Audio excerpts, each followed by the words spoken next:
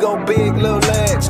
Skinny kid with plenty. Yo, what's up, YouTube? It's ZTAY, aka Lil Red, and today I decided to watch the Warriors game.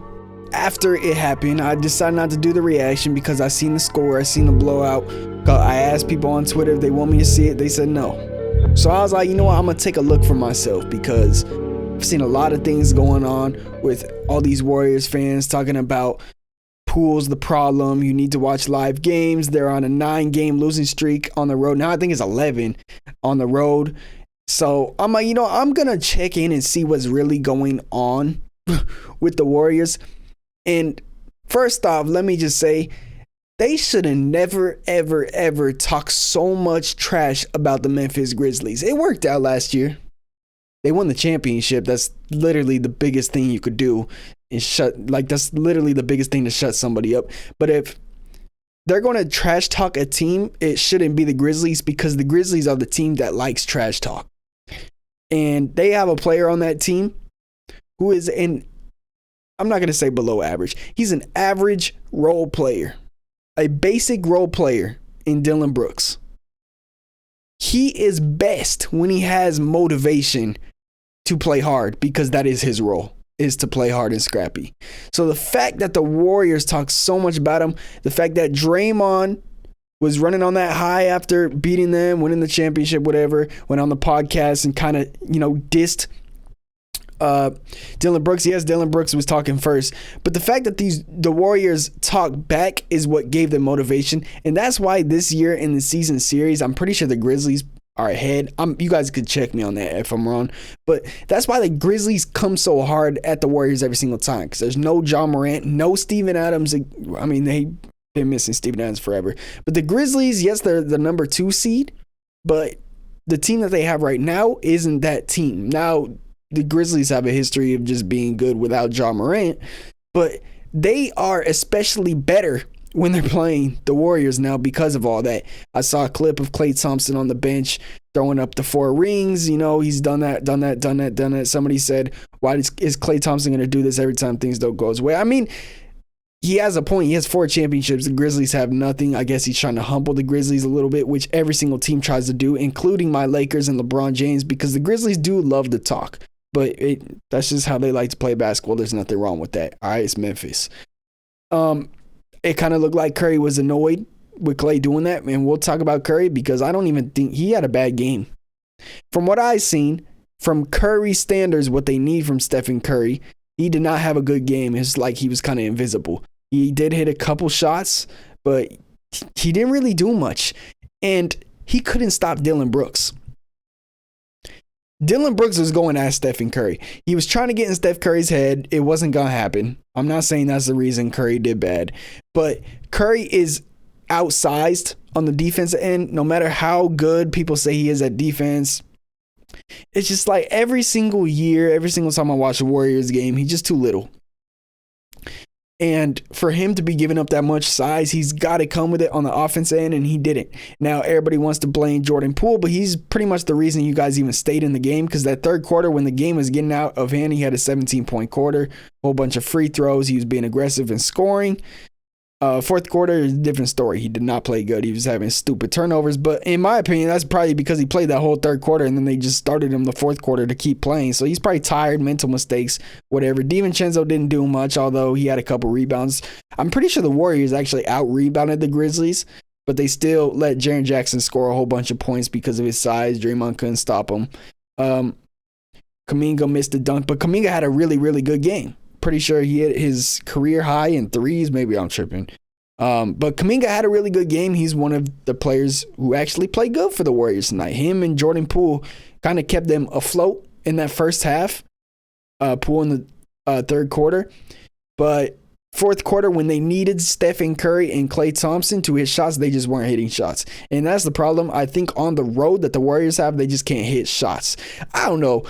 You guys watch them more than me, but I just seen on the road they just could not hit shots, and they don't even play defense, so that's out of the question. The Warriors don't play defense. I know they have a high defensive rating. A couple games ago, they said they had a high defensive rating. I'm sure at home they probably play good defense, but giving up over like 126 points to the Memphis Grizzlies without John Morant, that's not good defense. letting Dillon Brooks score a whole bunch of points, get a whole bunch of assists, back-to-back games against the Warriors too. He's not a player that does that. Dillon Brooks is a Patrick Beverley. He should not be scoring that much and giving that much assists. He is a guy that stands in the corner and hits some threes.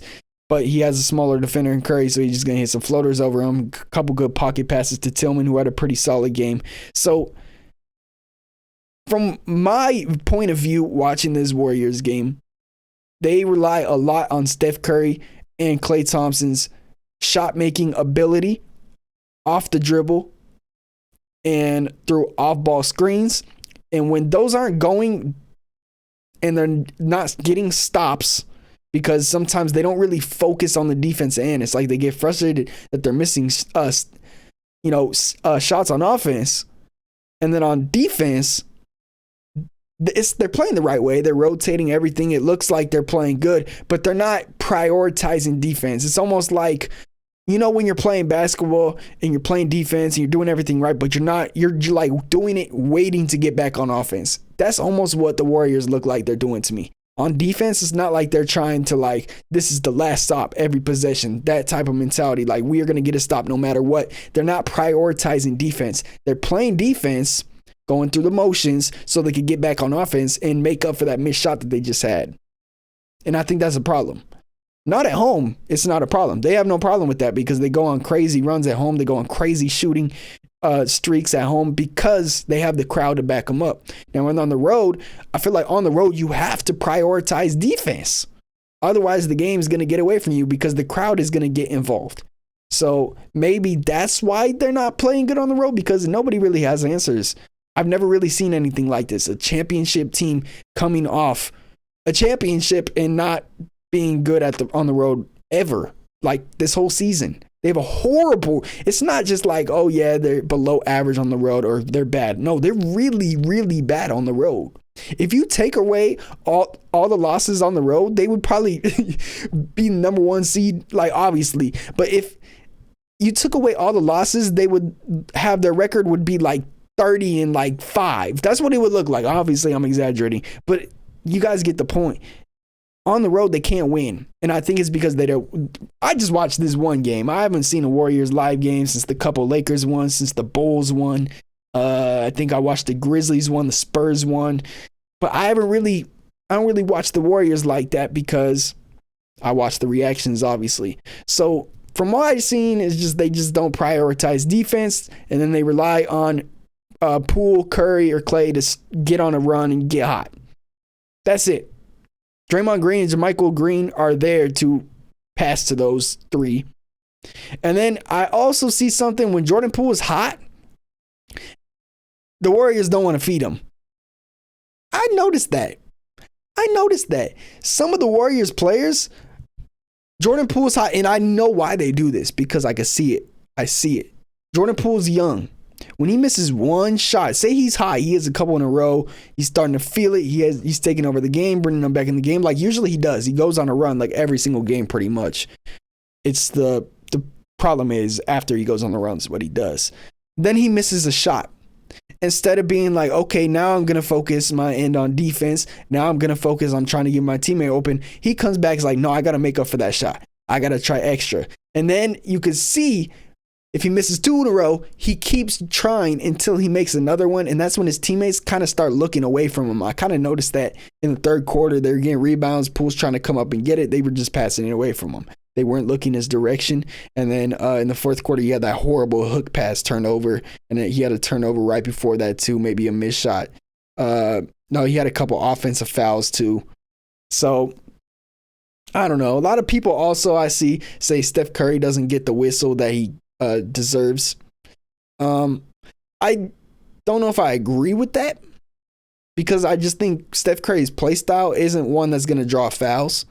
But one thing that I can say, they call a lot of fouls on Steph Curry on the floor when they should be shooting fouls, in my opinion. Like there were a couple fouls where he's shooting a floater and they call a foul and they don't count the continuation, which I think they should. And I think that's consistent because I've seen that over and over and over with Steph Curry. He doesn't get the continuation shooting fouls.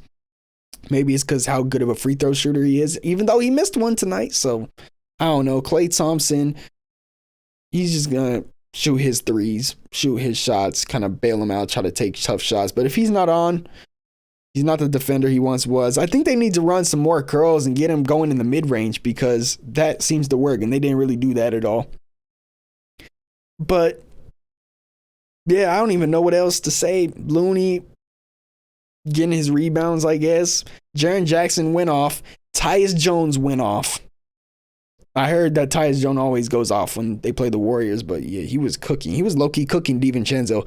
DiVincenzo's defense, I think he leads the Warriors in steals, but his defense didn't look that good tonight. I'm not gonna lie. His defense did not look good that good tonight. Desmond Bane was shooting a whole bunch of threes. Luke Kennard got hot for a little bit.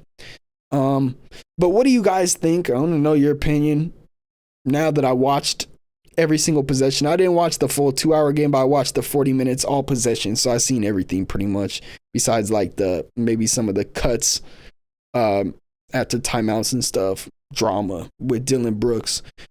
Because Dylan Brooks they should have never activated him. That's all he needs. I think though if the Warriors play the Grizzlies at home, they're gonna win just because they have that crowd behind them. But no matter what Warriors fans say, this is a rivalry.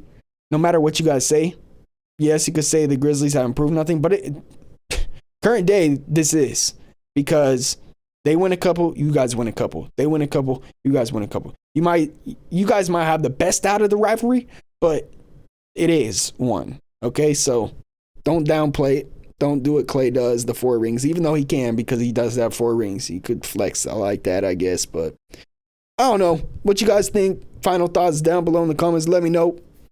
Hit that like button, hit that subscribe button. This is ZTAY. Peace.